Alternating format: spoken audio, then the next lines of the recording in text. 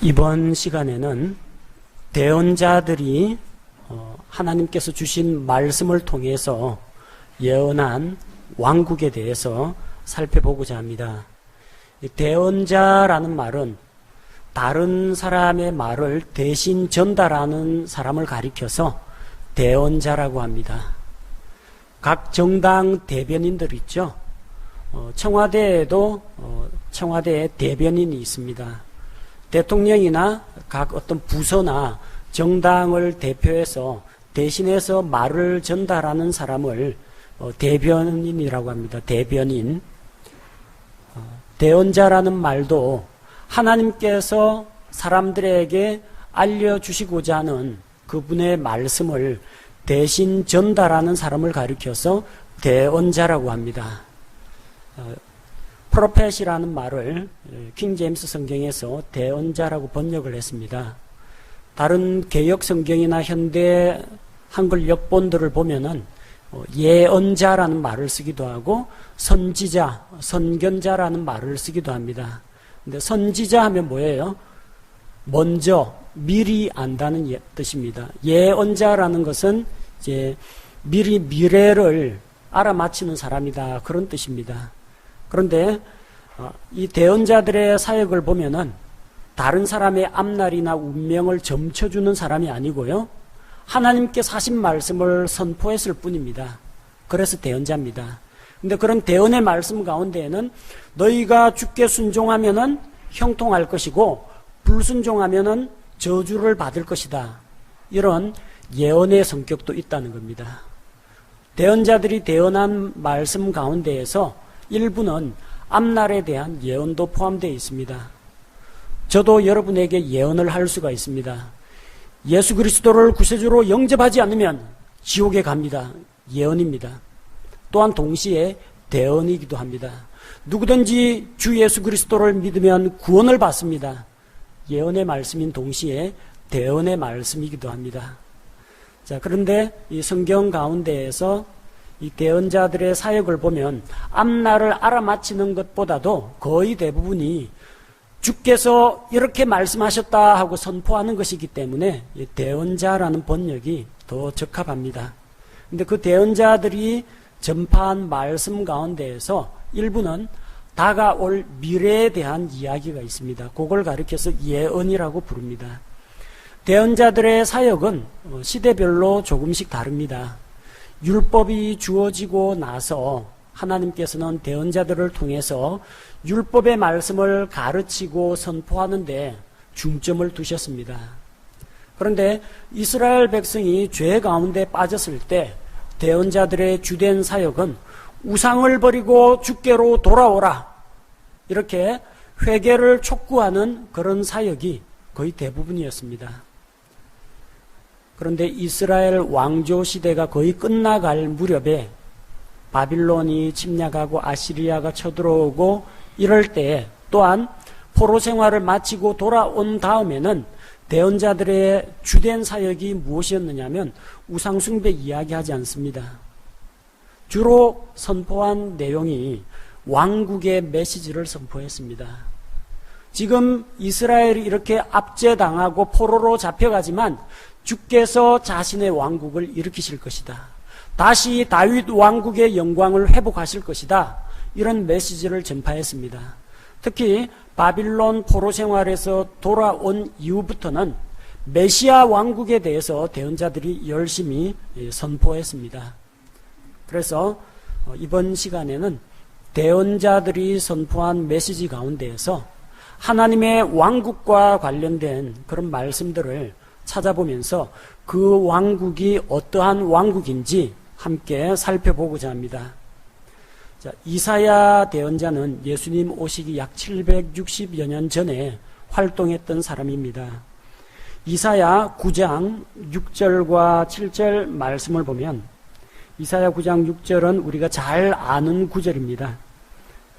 이는 한 아이가 우리에게 태어났고 한 아들을 우리에게 주셨는데 그의 어깨에는 정권이 놓이고 그의 이름은 놀라우시니 좋은 자, 강하신 하나님, 영존하는 아버지, 평화의 통치자라 할 것이기 때문이라.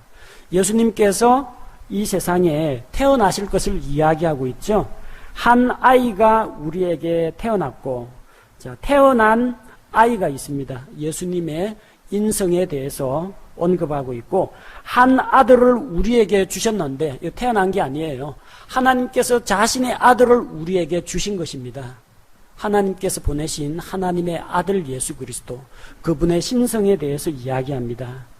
곧 이사야 9장 6절은 예수 그리스도께서 메시아로 이 세상에 오실 것에 대해서 다루고 있습니다. 예수님의 초림에 대해서 다루고 있는데, 그 다음에 나오는 7절 말씀은 예수님의 재림에 대한 것입니다. 그의 정권과 화평의 번창함이 끝이 없으며 그가 다윗의 왕좌와 그의 왕국 위에 군림하여 그것을 정비하고 이제로부터 영원토록 판단의 공의와 정의로 그것을 굳게 세우리라. 만군의 주의 열심히 이것을 이루리라. 주께서 말씀하셨습니다.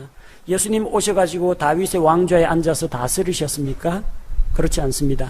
십자가에 달려서 우리 죄를 대신하여 대신 속죄하셨습니다.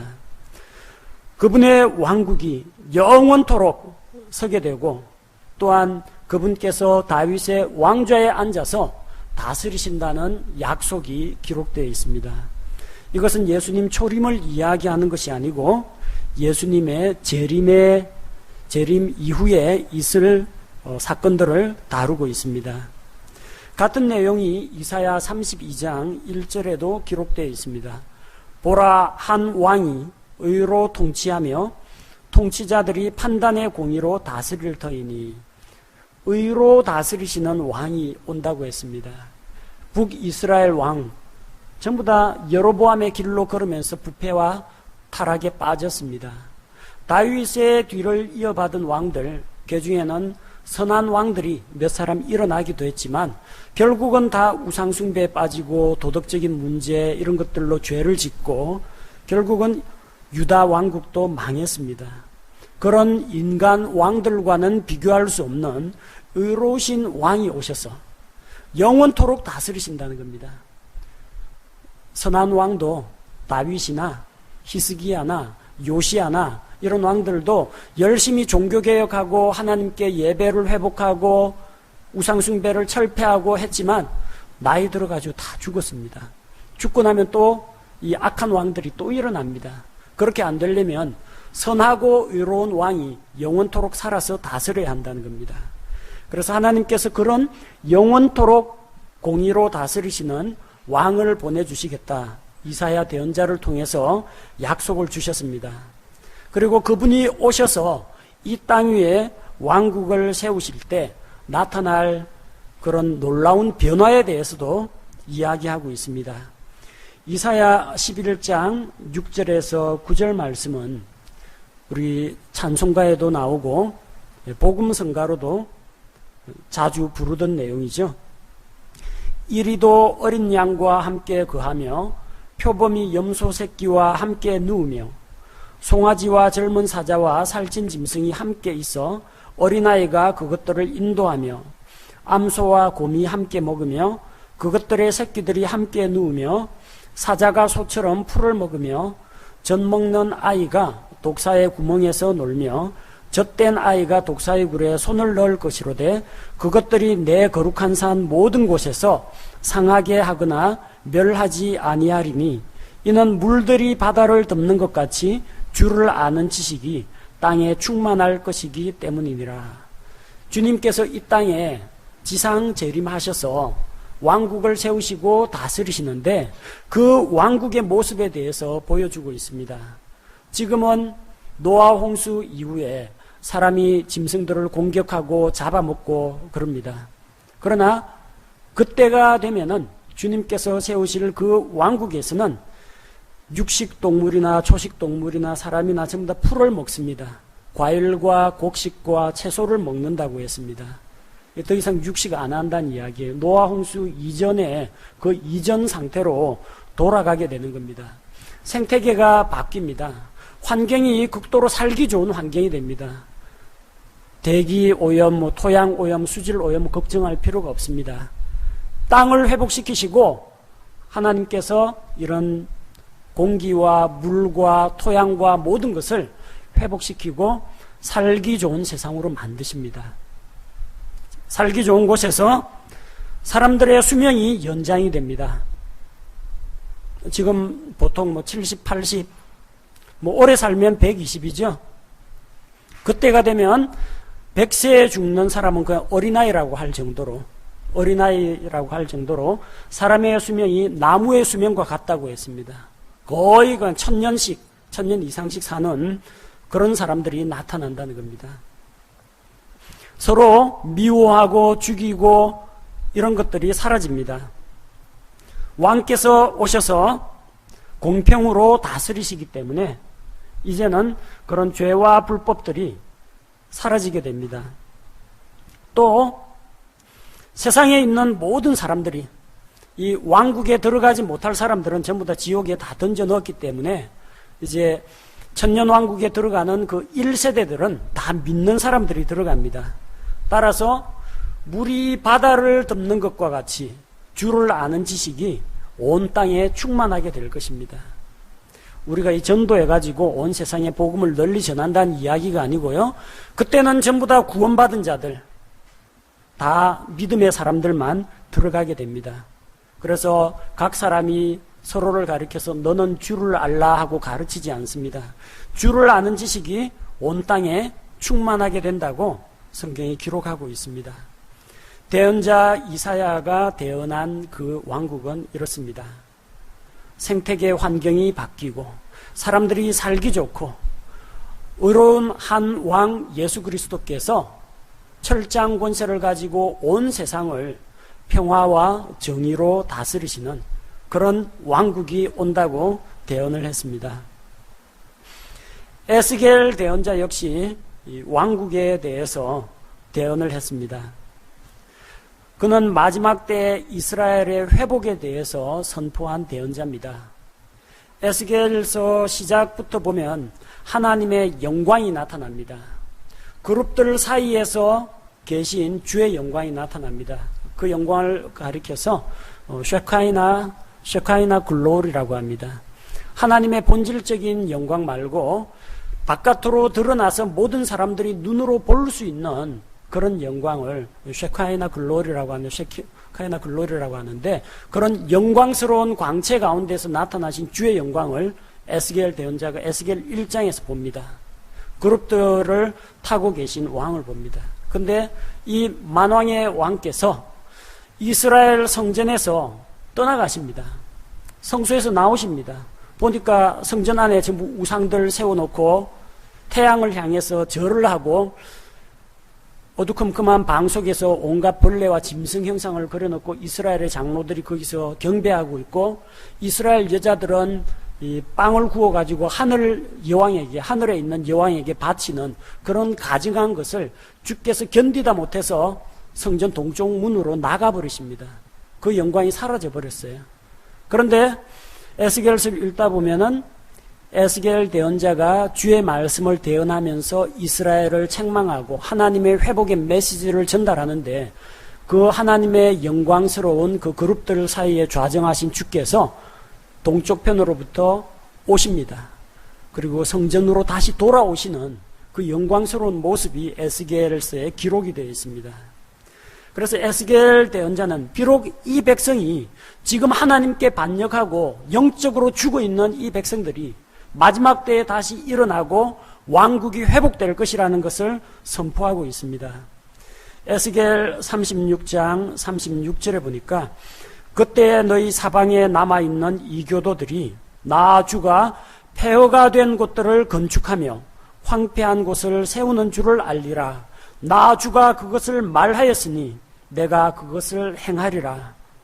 폐허가 된 그 땅을 다시 회복시키시는 하나님의 사역에 대해서 이야기하고 있고 이어지는 37장에 가면 우리가 잘 알고 있는 마른 뼈들의 환상이 나타납니다.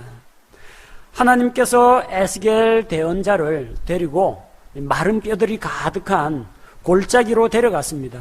그 뼈들은 말라 있었습니다. 죽어 있었습니다. 생기가 없었습니다. 자, 그런데 이제 그 뼈들을 주께서 다시 회복시키십니다. 그래서 바람에게 대언을 합니다. 오 수마, 내 바람으로부터 와서 이 죽임당한 자들 위해 숨을 불어넣어 다시 일어나라고 합니다. 그러자 그들이 일어나서 심히 큰 군대가 됩니다.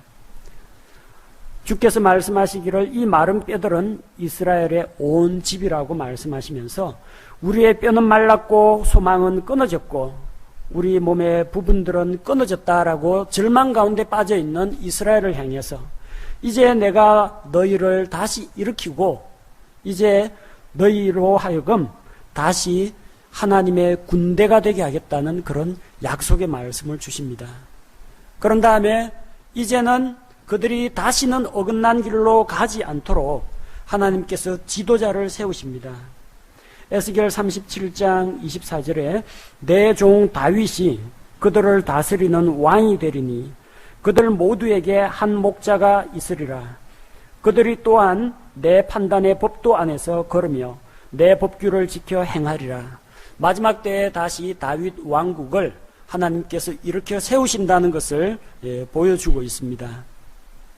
그리고 에스겔 40장에서 48장까지는 하나님의 영광이 함께하는 천년왕국에서 세워질 성전에 대해서 이야기하고 있습니다.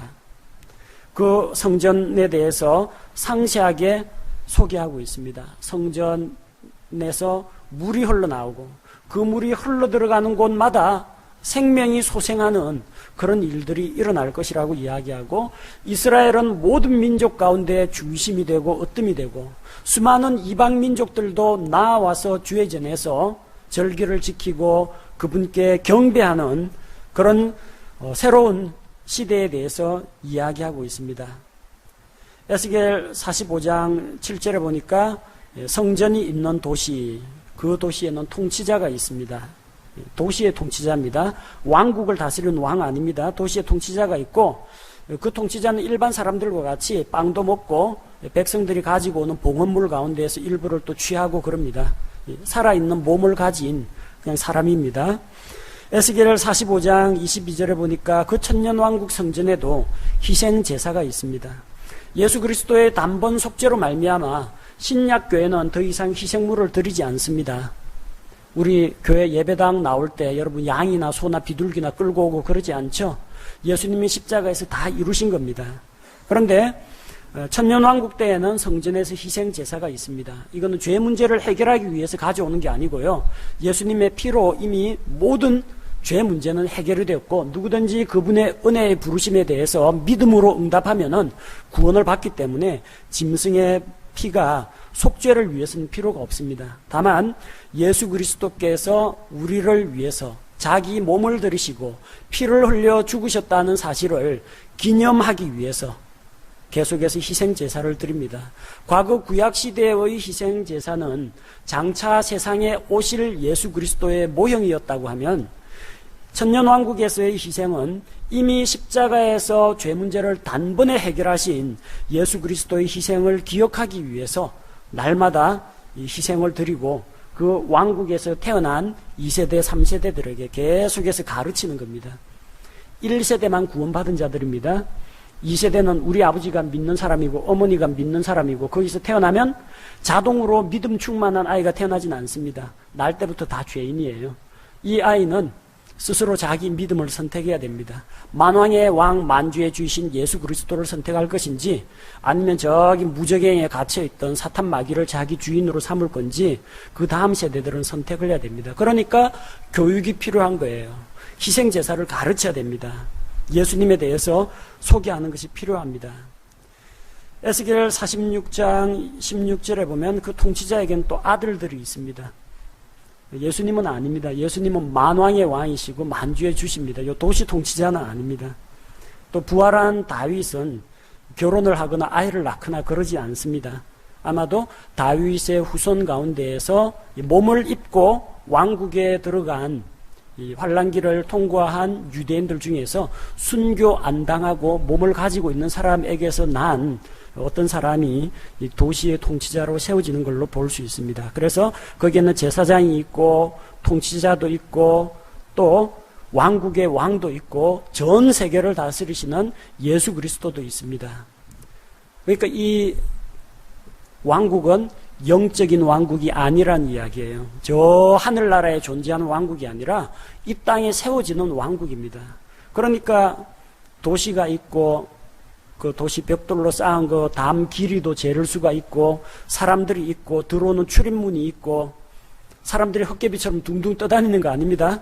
이쪽 문으로 들어와 가지고 다른 쪽 문으로 나가고 그리고 거기에서 음식을 만들어서 먹고 또한 노동도 하고 일상적인 활동이 다 이루어지는 그런 왕국이라는 겁니다. 물론 부활한 성도들은 음식을 먹거나 마시거나 기쁨과 즐거움을 위해서 먹고 마시지만 몸에 에너지를 공급하기 위해서 먹고 살기 위해서 먹거나 마시지는 않습니다. 그래서 과거 구약 성도들, 부활한 성도들, 신약교회 성도들, 몸이 부활하고 변화된 성도들, 환란기 때 순교당하였다가 다시 부활한 성도들은 이제 거룩한 몸으로 변화가 되었기 때문에 시집 장가 그런 거 없습니다. 그리고 먹고 살기 위해서 필사적으로 음식을 구해야 되고 노동을 해야 되고 그런 게 없습니다. 일하는 즐거움을 위해서 섬기고 통치하는 일을 도와주는 섬기는 자로서는 일은 합니다. 그러나 먹고 살기 위해서 일을 하지는 않습니다. 먹는 기쁨과 즐거움을 위해서 과일도 먹고 빵도 먹을 수는 있지만 안 먹더라도 굶어 죽지는 않는 그런 몸입니다. 다만 이 환난기 때에 구원받은 그런 사람들 가운데 순교 안 당하고 우리의 육체하고 똑같은 육체를 가지고 있는 사람들은 거기서 농사도 지어야 됩니다. 그리고 빵도 먹어야 되고요. 채소나 과일도 먹어야만 살아갈 수가 있습니다. 자, 그래서 이 에스겔 대언자가 대언한 그 왕국은 이 왕국이 대단히 실제적이고 구체적이고 물리적으로 형태가 있고 정치 체계가 갖추어져 있는 그런 왕국이라는 이야기입니다. 뭐 상상 속에서 사람들이 전부 다 날아다니고 나팔이나 불고 다니고 하프나 켜고 있고 이런 거 상상하시면 안 됩니다. 진짜 이 땅 위에 영토와 국민과 주권이 다 있는 그런 구체적인 왕국에 대해서 에스겔 대언자가 상세하게 소개하고 있습니다. 다니엘 대언자 역시 다가올 하나님의 왕국을 소개했습니다. 다니엘이 모시고 있던 이 바빌론의 느부갓네살 왕이 밤에 한 꿈을 꾸었습니다. 근데 꿈 내용을 자기도 기억을 못합니다. 마법사들을 불러다가 꿈과 그 해석을 알려달라고 하는데 아무도 느부갓네살의 머리와 기억 속에 들어가서 그 꿈을 알아낼 사람이 없는데 하나님께서 다니엘을 통해서 그걸 보여주십니다. 그가 본 것은 느부갓네살은 꿈에 한 신상을 보았습니다. 우상을 보았습니다. 머리는 금이요, 가슴과 두 팔은 은이요, 배와 두 넓적다리는 노시요, 두 다리는 쇠로 되어 있는 그 신상을 보았습니다. 다니엘은 하나님으로부터 말씀을 받아서 이것이 바로 바빌론의 뒤를 이어서 이 세상에 등장하게 될 그 왕국이라는 것을 알려주셨습니다. 금은 바빌론이요, 바빌론이 망하고 난 다음에는 바빌론보다 조금 못한 페르시아 왕국이 일어날 것이고 그 다음에는 이 그리스 왕국이 나타나고 그 마지막으로 로마 제국이 나타날 것에 대해서 이야기하고 있습니다. 느부갓네살의 이 꿈 해석을 듣고 다니엘을 칭찬하고 하나님께 영광을 돌리거든요. 그 다음에 뭘 했습니까? 우상 만들었습니다. 꿈에 본 거 그거 가지고 우상 만들었어요. 근데 머리는 금이요, 뭐 가슴은 은이요 그렇게 만든 게 아니고요. 머리부터 발끝까지 통으로 금으로 만들었어요. 무슨 의미입니까? 바빌론 왕국이 이 세상 끝날 때까지 망하지 말고 페르시아하고 그리스고 로마고 자시고 그런 거 없고 처음부터 끝까지 바빌론 제국에서 이 세상 끝까지 바빌론 제국이 있기를 소원하는 마음에서 통째로 금으로 다 만들었습니다. 근데 다니엘 대언자를 통해서 하나님께서 뭘 보여주셨어요? 마지막 때에 그 신상이 서 있는 그 마지막 때에 사람의 손을 대지 않고 깎아낸 돌이 날아와서 우상을 쳐서 산산조각을 내버립니다. 그리고 우상을 친 돌은 큰 산이 되어서 온 땅을 채웁니다. 이게 하나님께서 세우실 돌 왕국입니다. 영원히 망하지 않는 왕국입니다. 세상 모든 왕국들을 소멸시키고 결코 멸망하지 않는 영원한 왕국을 주께서 세우신다는 겁니다. 느부갓네살이 그렇게 열심히 신상 만들었지만 어떻게 됐습니까? 바빌론 망했습니다. 페르시아 망했고요. 그리스 망했고 고대 로마 제국은 또 망했습니다. 근데 다니엘 대언자가 또 하나님으로부터 말씀을 받아서 선포합니다. 다니엘 2장 44절 말씀을 보니까 이 왕들의 시대에 하늘의 하나님께서 한 왕국을 세우실 터인데 그것은 결코 멸망하지 아니하리이다. 주께서 왕국을 세우시는데 망하지 않는 왕국을 세우신다고 했어요. 그 왕국은 다른 백성에게 남겨지지 아니하며 이 모든 왕국들을 산산조각내어 소멸시키고 영원히 설 것이라고 했습니다. 그리고 34절 다니엘 4장 34절에 느부갓네살 왕 역시 하나님 앞에서 고백합니다. 왕국의 왕을 세우시는 이도 패하시는 이도 하늘에 계신 하나님이시라는 것을 스스로 고백합니다. 그러면서 하나님을 찬양하고 공경합니다. 그분의 통치는 영존하는 통치요 그분의 왕국은 대대에 이르는도다. 하나님의 왕국이 영원할 것을 이야기하고 있습니다. 또한 다니엘 7장에서도 이 왕국 이야기가 계속됩니다. 하나님께서 사람의 아들에게 영원히 멸망하지 않는 왕국을 주신다고 했습니다. 다니엘 7장 13절 14절 보니까 다니엘이 환상을 보았습니다. 내가 밤의 환상들 속에서 보는데 보라 사람의 아들 같은 이가 하늘의 구름들과 함께 와서 옛적부터 계신 이에게 가니 그들이 그를 그분 앞에 가까이 데려가니라. 사람의 아들 같은 이가 있다고 했어요. 자신을 가리켜서 예수님께서 사람의 아들이라고 말씀하셨습니다. 곧 아직까지 세상에 마리아의 몸을 통해서 육체를 입고 세상에 오시기 이전에 성자 하나님을 이야기하는 겁니다.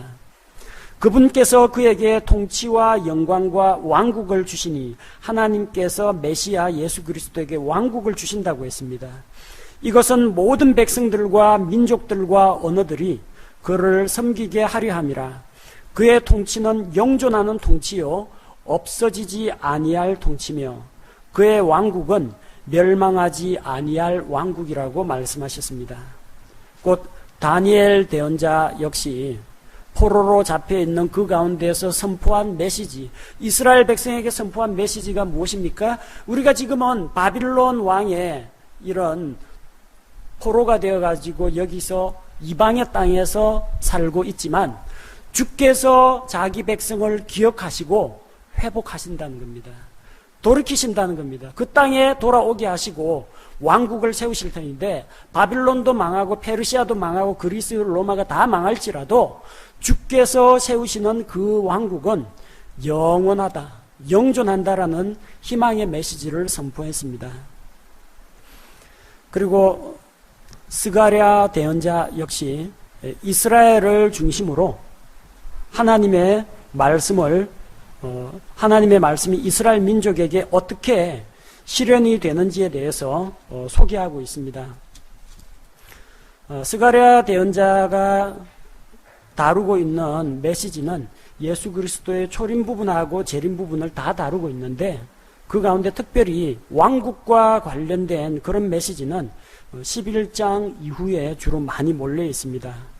그래서 스가랴 11장 16절 17절 보면 이스라엘이 어떤 일을 앞으로 겪게 되느냐, 16절 17절에 보니까 보라 내가 한 목자를 그 땅에 일으키리니 그가 끊어진 자들을 돌아보지 아니하고 어린 자를 찾지 아니하며 상한 자를 고치지 아니하고 잠잠히 서 있는 자를 먹이지 아니하며 오히려 기름진 것들의 고기를 먹고 또 그것들의 발굽들을 갈기갈기 찢어지리라.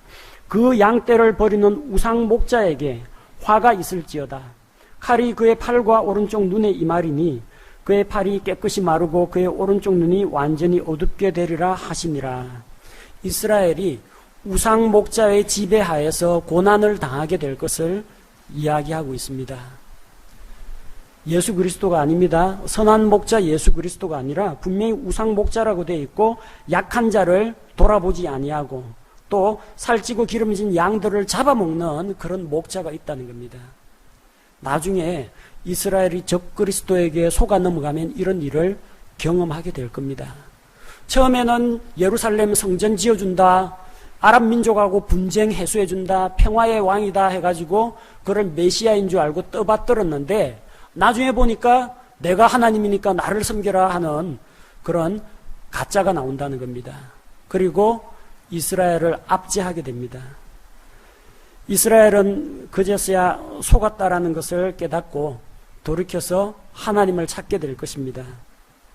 그래서 스가랴 12장 10절에서 14절을 보면은 내가 다윗의 집과 예루살렘 거주민들 위에 은혜의 영과 간구하는 영을 부어주리니 그들이 곧 자기들이 찌른 나를 바라보고 사람이 자기 외아들을 위하여 애곡하듯 그를 위하여 애곡하며 사람이 자기의 처음 난 자를 위하여 쓰라리게 슬퍼하듯 그를 위하여 쓰라리게 슬퍼하리로다. 그들이 나를 볼 것이라고 해서 어떤 나요? 그들이 자기들이 찌른 나를 볼 것이다. 누가 누구를 찔렀어요? 자, 예수님을 왕으로 받아들이지 않았던 이런 유대인들이 결국은 예수님을 못으로 창으로 찔렀습니다.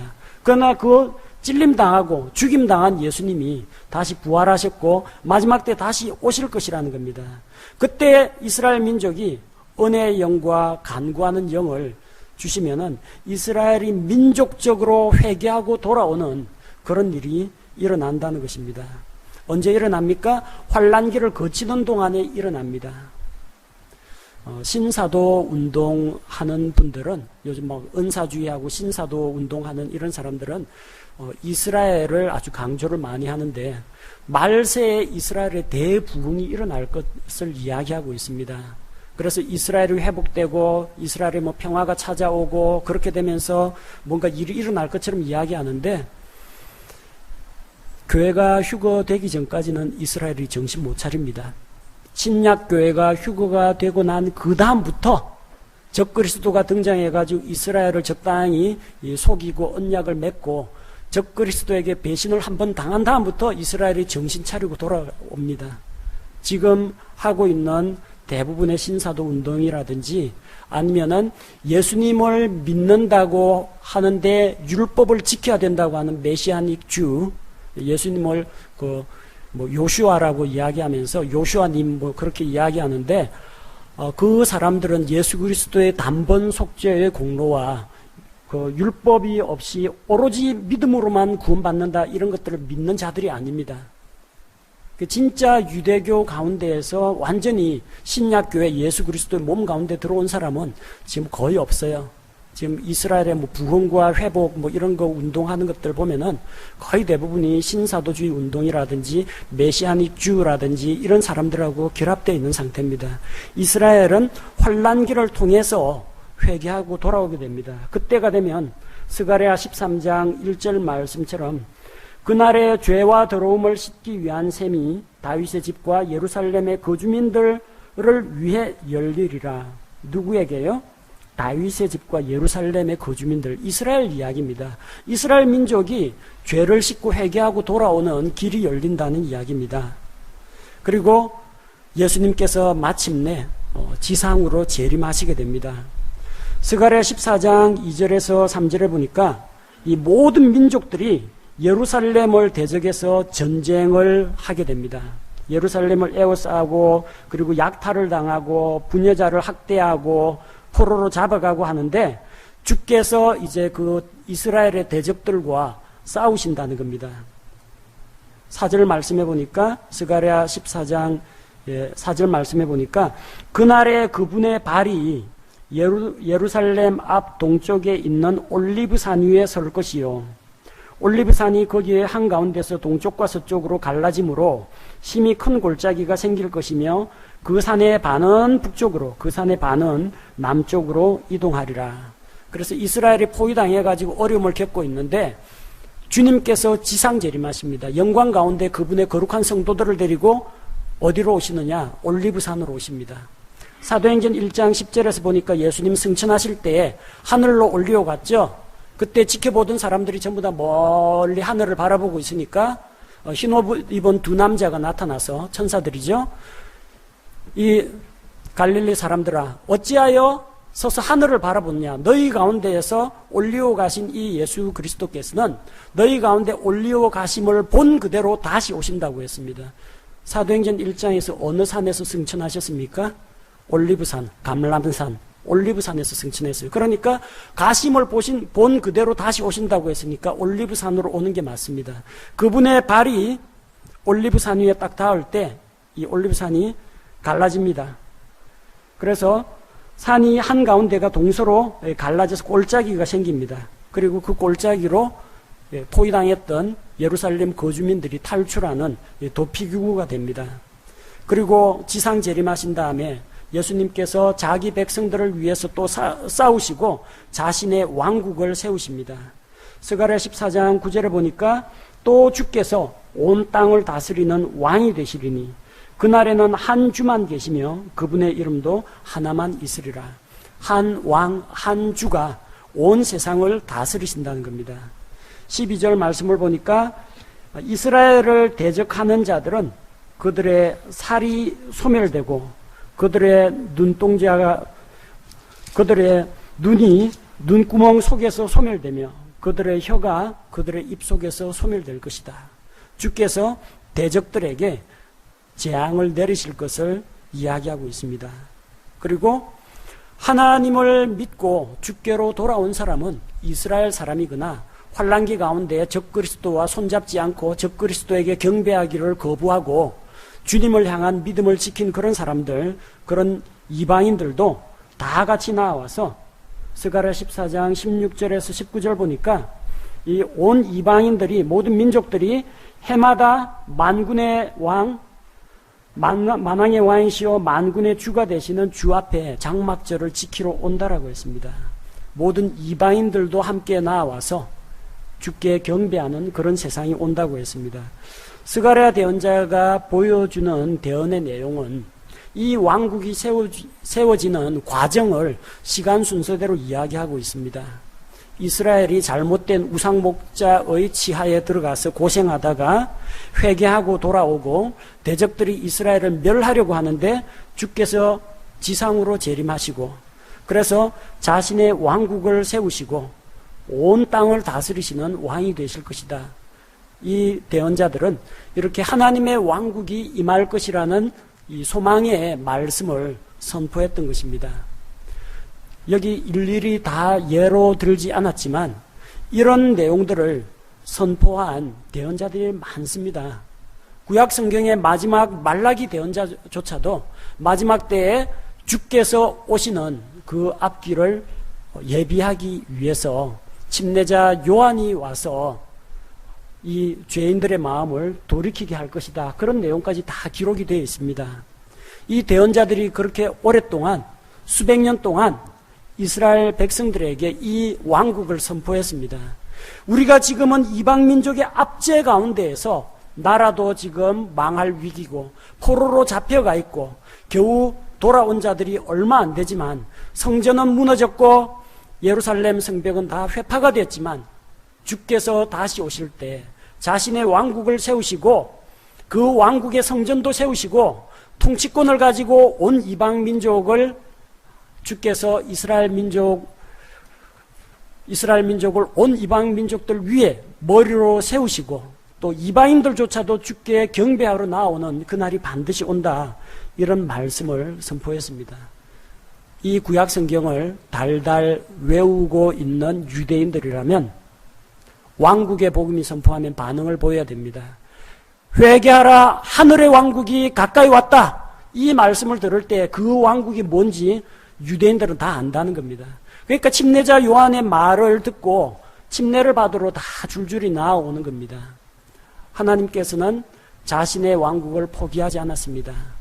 다윗을 통해서 세우신 그 이스라엘 왕국이 남북으로 분단이 되거나 아시리아에게 멸망당하고 바빌론의 포로로 잡혀가거나 하나님께서 세우신 다윗의 왕국은 완전히 끝장난 것이 아닙니다. 주께서 이 땅에 다시 오실 때에 그 왕국을 세우러 오실 때에 이스라엘이 회복되고 다윗의 장막이 회복되고 다윗의 왕좌에 앉아서 다스리시는 영원히 다스리시는 왕이 임하신다는 희망의 메시지입니다.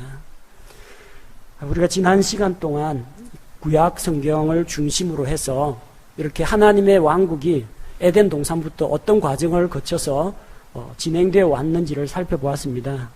다음 시간부터는 신약 성경 말씀을 통해서 이제 하늘의 왕국에 대한 선포와 또한 왕국을 준비한 사람들, 또 왕국의 메시지가 선포되었을 때 이스라엘 민족의 반응, 이런 것들에 대해서 조금 더 살펴보도록 하겠습니다.